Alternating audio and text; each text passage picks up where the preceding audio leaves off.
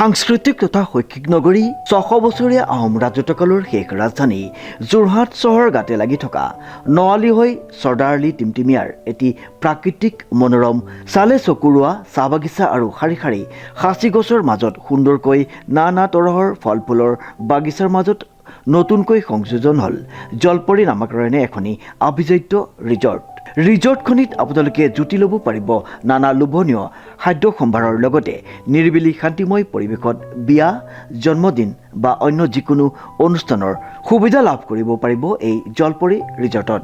অতি কম মাননিতে ৰিজৰ্টখনিত থকা লেকত আপোনালোকে কৰিব পাৰিব বটিং। গতিকে আজিয়েই আহক সপৰিয়ালে জলপৰী ৰিজৰ্টলৈ আৰু লগে ভাগে হাঁহি ধেমালিৰে এসাঁজ খাওক জলপৰী ৰিজৰ্টত। ৰাইজক উৎকৃষ্ট মানৰ সেৱা আগবঢ়াই হৈছে আমাৰ একমাত্ৰ লক্ষ্য। আমাৰ ঠিকনাটো হৈছে নৱালী টিমটিমিয়া যোৰহাট। আমাৰ যোগাযোগৰ নম্বৰটো হৈছে 7896524655 অথবা 6001394297।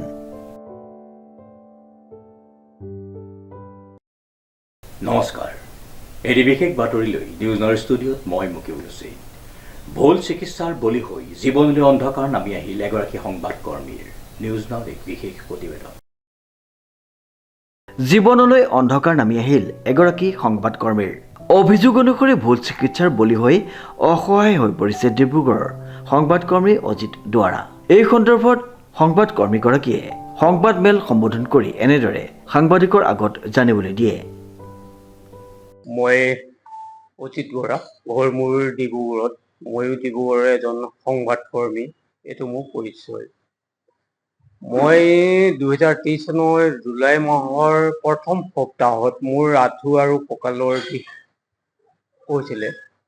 মই আমাৰ ডিব্ৰুগড় মেডিকেল কলেজৰ যিগৰাকী অধ্যক্ষ সঞ্জীৱ কাকতি ছাৰ, তেখেতক মই এটা ফোন কৰিছিলোঁ। সেইদিনাখন আছিলে জুলাই মাহৰ 6 তাৰিখ। তেতিয়া মোক ক'লে যে বৰা, আপুনি আমাৰ অপিডিত বিপুল বৰঠাকুৰক দেখাওক। মই তেখেতক কৰিছোঁ। বিপুল বৰঠাকুৰক আচলতে মই চিনি নাপাওঁ, অধ্যক্ষ প্ৰিন্সিপালৰ থ্ৰুদিহে চিনি পাওঁ। মোক যোৱাৰ লগে লগে তাত বিষৰ বেজি দিয়া হ'ল। তেখেতে মোক ক'লে যে আপুনি ধাৰাবাহিকভাৱে 4টা বেজি ল'ব লাগিব। আৰু বেজিকেইটা মই প্ৰথম আৰম্ভ কৰিলোঁ 6 তাৰিখে, এদিন এৰি এদিনকৈ তেওঁ দিলে। বেজি দিয়াৰ পিছত মোৰ 11 তাৰিখে বিষৰ পৰিমাণটো বাঢ়ি গ'ল, অত্যাধিক বিষ হ'ল। মই তেতিয়া তেখেতক পুনৰ ফোন কৰিলোঁ 11 তাৰিখে, ছাৰ মোৰ অত্যন্ত বিষ হৈছে। তেতিয়া ক'লে যে আপুনি আহক মেডিকেলত 2দিনমান থাকি দুসাঁজমান খাই যাব। মই 11 তাৰিখে প্ৰায় 12টা বজাৰ আগে পিছে কৈছোঁ মেডিকেলত ভৰ্তি হ'লোঁ। মেডিকেলৰ বিচনাতে, অৰ্থাৎ 12 তাৰিখে মোৰ প্ৰেছাৰ ষ্ট্ৰক হ'ল মেডিকেলৰ বিচনাত। বৰ ডাঙৰ কথা। আপোনালোকেও শুনিছে, মানুহে প্ৰেছাৰ ষ্ট্ৰক ঘৰত হৈ যায়, ক'ৰবাত হৈ যায়। মেডিকেলৰ বিচনাত অৰ্থ ভৰ্তি হওঁতে প্ৰেছাৰ ষ্ট্ৰক নহয়। মোৰ একেবাৰে দুখ লাগিছে যে যদি মোৰ লগত প্ৰেছাৰ তেওঁলোকে চেক কৰিলেহেঁতেন ট্ৰিটমেণ্ট কৰাৰ আগমুহূৰ্তত, আজি মোৰ এই দশা। মই আজি হাতেৰে কাম নকৰে, মই বুটাম মাৰিব নোৱাৰোঁ, খাব নোৱাৰোঁ, লিখিব নোৱাৰোঁ, ভৰিটোৱে খোজ কাঢ়িব নোৱাৰোঁ। মোৰ মুখ আৰু চকু বেকা হৈ গৈছিলে, কথা কওঁতে অলপ হেৰি হৈছে। তাৰপিছত মই মেডিকেলত যেতিয়া প্ৰেছাৰ ষ্ট্ৰক হ'ল, মই প্ৰিন্সিপাল অৰ্থাৎ অধ্যক্ষ সঞ্জীৱ কাকতি ডাঙৰীয়াক মই ফোন কৰিলোঁ যে আপুনি মোক কাৰ ওচৰলৈ পঠিয়ালে, মোৰ এইটো ট্ৰিটমেণ্টত মোৰ হাত ভৰি কাম নাইকিয়া হ'ল। তেতিয়া ক'লে যে আপুনি চিন্তা নকৰিব, ভাল হ'ব। মই গোটেই ডক্টৰক কৈছোঁ। মোক কৈছে আপুনি গীতা পাঠ কৰক। মোক চিকিৎসা ট্ৰিটমেণ্ট কৰি গীতা পাঠ কৰিলে জানো ভাল হ'ব বাৰু। তাৰপিছত মই ভয় খাই পৰিছোঁ। মই আমাৰ এই সন্মানীয় শ্ৰদ্ধাৰ ককাইদেউ মই পিনাকীধৰ ছাৰক মই ফোন কৰিলোঁ। তেখেতে মোক ক'লে চিন্তা নকৰিব, মই আপোনাক এইটো কি কৰিব লাগে কৈ আছোঁ। তেখেতে CMলৈ চিঠি লিখাৰ কথা ক'লে, চিঠি পত্ৰ লিখি মেইল কৰিলে। মই আকৌ ইয়াৰ মাজতে প্ৰথমতে মুখ্যমন্ত্ৰী ডাঙৰীয়াক, আমাৰ শ্ৰদ্ধাৰ সকলোৰে মৰমৰ হিমন্ত বিশ্ব শৰ্মা ডাঙৰীয়াক মই আন্তৰিকতাৰে ধন্যবাদ জ্ঞাপন কৰিবই লাগিব। কাৰণ মই যিখন চিঠি মেইল যোগে দিয়া হ'ল, এসপ্তাহৰ ভিতৰত তেখেতে মোক সাক্ষাৎ কৰিলে ডিব্ৰুগড় বিশ্ববিদ্যালয়ৰ প্ৰাংগণত 11:30 বজাত। মোক ডিব্ৰুগড় DC কাৰ্যালয়ৰ পৰা ফোন কৰা হ'ল যে অজিত বৰা নেকি? বোলো হয় ছাৰ, বোলে মই ডিব্ৰুগড় DC অফিচৰ পৰা কৈ আছোঁ। আপোনাক CM ছাৰে 11:30 বজাত সাক্ষাৎ কৰিব বিচাৰিছে আজি টিচাৰ্ছ ডে দিনাখন, শিক্ষক দিৱস সেইদিনা। মই ডিব্ৰুগড় মেডিকেলত সেই সময়ত ভৰ্তিয়ে হৈ আছো। মই তাৰ পৰা এখন এম্বুলেন্স ভাড়া কৰি লৈ তালৈ আহিলো। CM ছাৰৰ যিকেইজন ব্যক্তিগত অধ্যক্ষিক তেওঁলোককো প্ৰশংসা কৰিব লাগিব। মই মোক হুইল চেয়াৰত দাঙি লৈ পেলাই CM ছাৰৰ সন্মুখত বহাই দিয়া গ'ল। CM ছাৰেও নিজৰ চকীৰ পৰা উঠি আহি বাবা উঠিব নালাগে। মোক সুধিলে কি হ'ল ছাৰ? মোৰ ৰং ট্ৰিটমেণ্ট হ'ল ডক্টৰ বিপুল বৰঠাকুৰৰ ছত্ৰছায়াত পৰি মই আজি সৰ্বশ্ৰান্ত হলো। তেতিয়া ক'লে যে ভুল চিকিৎসা বসতি হ'ল, এই ডক্টৰজনক কি কৰা যাব? মই ক'লো যে তেওঁ ইতিমধ্যে ভুল স্বীকাৰ কৰিছে। মানুহ হিচাপে কিন্তু তেখেতক বদলি কৰি দিলে সেইটো একো ব্যৱস্থা বুলি মই নাভাবো। তেতিয়া ক'লে এই ট্ৰিটমেণ্টৰ কাৰণে কিমান টকাৰ প্ৰয়োজন হ'ব? যে ছাৰ মোক টকাৰ প্ৰয়োজন নহয়, মোক টকা নালাগে, মোক আগৰ গতে ভাল কৰি দিব লাগে, আগৰ গতে মোক ঠিক কৰি সুস্থ কৰি দিব লাগে। তেতিয়া মোৰ চিঠিখন তেওঁ গ্ৰহণ কৰিলে, আছে মোৰ লগত ফটো। এইখন চিঠি মই তেখেতক দিছিলো, এইখন চিঠি মই দিছিলো, এইখন চিঠি মই তেওঁক দিছিলো। এই চিঠিখন দিয়াৰ পিছত চিঠিখন ল'লে, তাৰপিছত ক'লে আপুনি গুৱাহাটীলৈ আহিব লাগিব, তাত গুৱাহাটী মেডিকেল কলেজলৈ আপুনি আহিব লাগিব। মই গুৱাহাটী মেডিকেললৈ অহাৰ কথা ক'লো, তেখেতে মোক আশ্বাস দিলে উন্নত চিকিৎসা কৰা যাব। মই ডিব্ৰুগড়ত ভৰ্তি হৈ থাকোঁতে মোক তাৰ পৰা গুৱাহাটী মেডিকেলৰ পৰা এখন এম্বুলেন্স পঠিয়াই পেলাই গুৱাহাটীলৈ অনা হ'ল। ঠিক 1 মাহৰ পিছত মোক ফোন কৰি ইয়াৰ পৰা এগৰাকী চিকিৎসকে ফোন কৰিছিলে যে মই গুৱাহাটীৰ পৰা ফোন কৰি কৈছোঁ তো আপোনাক ভাল পাইছে নাই? বোলো মই ভাল পোৱা নাই। মই মুখ্যমন্ত্ৰী হিমন্ত বিশ্ব শৰ্মা ছাৰৰ বাসগৃহৰ সন্মুখত জহৰ খাই মৰি যোৱাই ঠিক আছে, মই ক'লো মই ইয়াত চিকিৎসা মই ভাল পোৱা নাই। তাৰপিছত ততাতৈয়াকে তেওঁলোকে তাত আনি মোক ইয়াত ভৰ্তি কৰিলে। ভৰ্তি কৰাৰ পিছত CM ছাৰৰ যথেষ্ট সহযোগিতা পাইছোঁ। মোক ভালকে মোক ৰাখিছে, যথেষ্ট সা-সন্মানেৰে চিষ্টাৰসকলেও যথেষ্ট সা-সন্মানেৰে মোক ভাল চিকিৎসা কৰিছে। কিন্তু তাৰ মাজতে আৰু এটা কথা আমি আকৌ ক'বই লাগিব যে প্ৰতিটো পলত তাত কি হৈছে কি নাই হোৱা, আমাৰ পিনাকী ছাৰ মোক কিন্তু প্ৰতিটো পলে পলে সহায় কৰিছে। তেখেতক মই ক'লো যে মোৰ ইয়াত ছাৰ এইটো হৈছে, বোলে আপুনি অভিজিত শৰ্মা, ফোন নাম্বাৰ মই দিছো, আপুনি ফোন কৰক। মই তেখেতক ফোন কৰিলো যে মই সাক্ষাৎ কৰিব বিচাৰিছো। চিন্তা নকৰিব, তেখেতে মোক আশ্বাস দিলে যে আপোনাক আমি ভাল ডক্টৰ পঠিয়াইছো, একো চিন্তা কৰিব নালাগে। বোলো ছাৰ মই ইয়াতো কিন্তু বিষটো উপশম হোৱা নাই।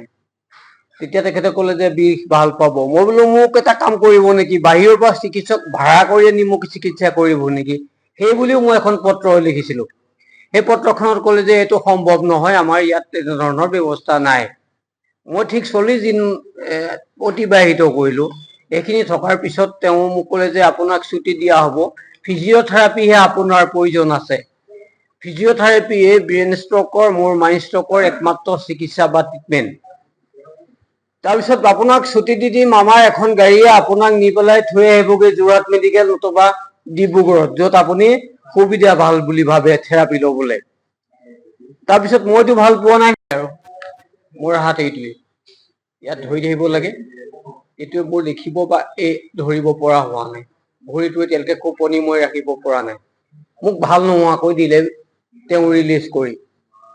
ডিব্ৰুগড়লৈ গ'লো। ডিব্ৰুগড় থেৰাপিৰ নামত মই এতিয়াও বাৰম্বাৰ কৈছো আপোনালোকেও প্ৰচাৰ কৰক।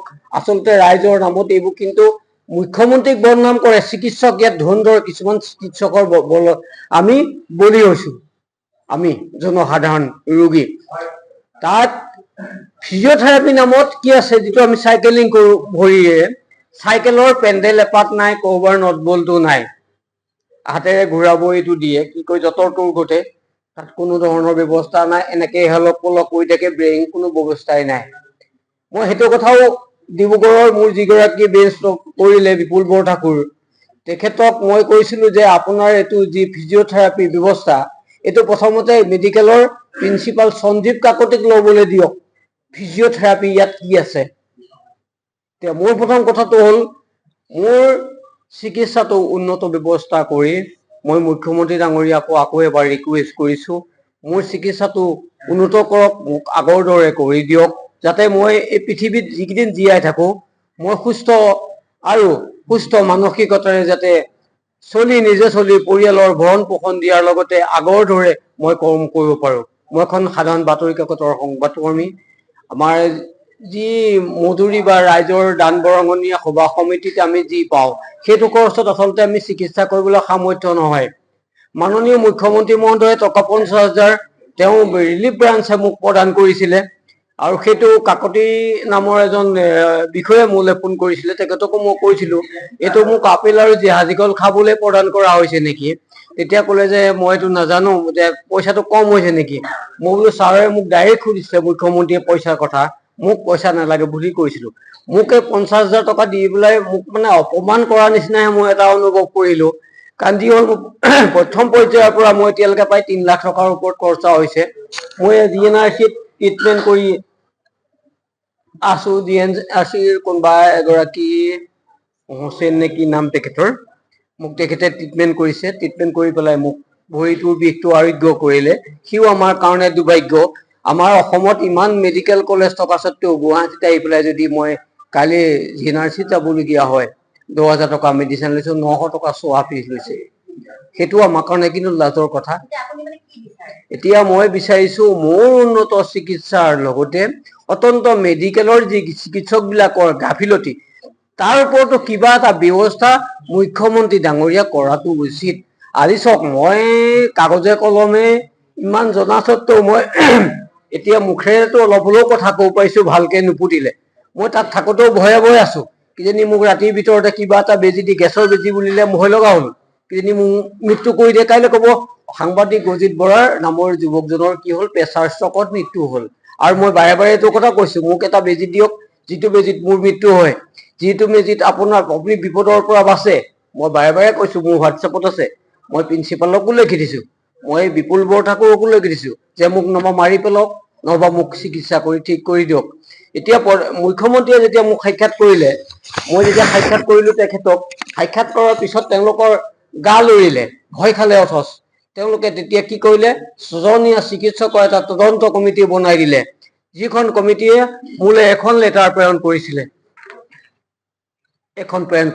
PK দত্ত আৰু কি বুলি, তেওঁলোকৰ নাম ঠিকনা ইয়াতে আছে। এখন দিছে মোলে, এখন প্ৰেৰণ কৰিছে। আৰু প্ৰেৰণ কৰি পেলাই কি কৰিছে, এখন মোলে দিছিলে 30 নৱেম্বৰ আৰু মোক 9/12/2024, হয়, অৰ্থাৎ 9/12/2024 লিখিছে দেই। 11টা মোক তালে মাতি পঠিয়ালে। ইয়াত আৰু এটা একেবাৰে ডাঙৰ চাবদে আপোনালোকে, ইয়াৰ যিটো কুকৰ্ম তেওঁলোকৰ, এই কুকৰ্মখিনি মই দেখুৱাই দিছো কাগজখন, তেওঁলোকে দিয়া চিঠি এখন চক। তেওঁলোকে উল্লেখ কৰিলে কি বুলি, যে অজিত বৰাক 6 তাৰিখে মেডিকেলত ভৰ্তি কৰা হৈছে। চাওক আপুনি, যি সময়ত মই ঘৰত আছো 6 তাৰিখৰ পৰা 11 তাৰিখলৈ মোক ভৰ্তি হোৱা দেখাইছে। চাওক কিমান ডাঙৰ ফাঁকি, জীয়া ফাঁকি। আকৌ ভৰ্তি কৰি মোক এসপ্তাহ মেডিচাইন দিলে। তদন্ত কমিটিয়ে এখন মোক দেখুওৱা মতে, এখন মইতো কপি দেখাইছো।